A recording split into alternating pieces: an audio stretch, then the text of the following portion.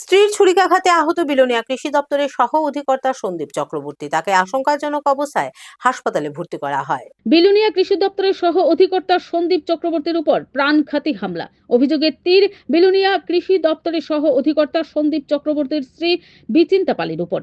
পারিবারিক বিবাদের জেরে স্বামীর উপর স্ত্রীর হামলা বলে জানা যায়। ঘটনাটি ঘটে মঙ্গলবার রাতে বিলোনিয়া কৃষি দপ্তরের কোয়ার্টারে। বিলোনিয়া কৃষি দপ্তরের সহ অধিকর্তা সন্দীপ চক্রবর্তীর অভিযোগ, সামান্য কথা কাটাকাটিকে কেন্দ্র করে স্ত্রী বিচিন্তা পালি নাকি ছুরি দিয়ে এলোপাতাড়ি আঘাত করে কৃষি দপ্তরের সহ অধিকর্তা সন্দীপ চক্রবর্তীকে রান্নাঘরে বন্ধ করে রাখে।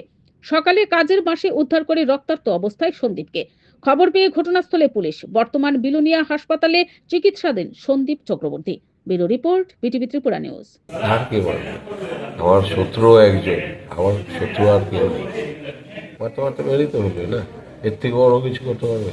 আমি সব দোষী, আমি পাপী, ঠিক আছে?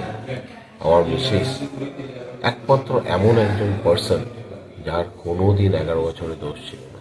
সে ভগবান, তো ভগবানরা আঘাত করতে পারে, আমরা সাধারণ মানুষ। আমি না, সারা দুনিয়াকে মানতে হবে। তার নিয়ম অনুসারে কনস্টিটিউশন চলে, তার নিয়ম অনুসারে দুনিয়া চলতে হবে। না চললে পরে তার বাবা মা আসবে, তার গার্জিয়ানরা আসবে, তারপর গার্জিয়ানরা সাপোর্ট করবে। তারা সব ভগবান, তারা সব ভগবান, তারা যেটা বলে তাই ঠিক বলে সারা দুনিয়াতে। আমার দুটো বাচ্চা আছে, বলেছি না, মারতে মারতে আমাকে মেরে ফেলবে, আমি মরতে রাজি। আমার ছেলে মেয়ের জন্য মারুক, ছেলে মেয়ের জন্য মারুক না, কত মারবে, মারুক। আমার যতদিন রক্ত আছে আমি দিই। এটা একদিনে কত করে 11 বছর ধরে বিভিন্ন অ্যাঙ্গেল দিয়ে বিভিন্নভাবে আমি সবসময় নিজের মান সম্মানের জন্য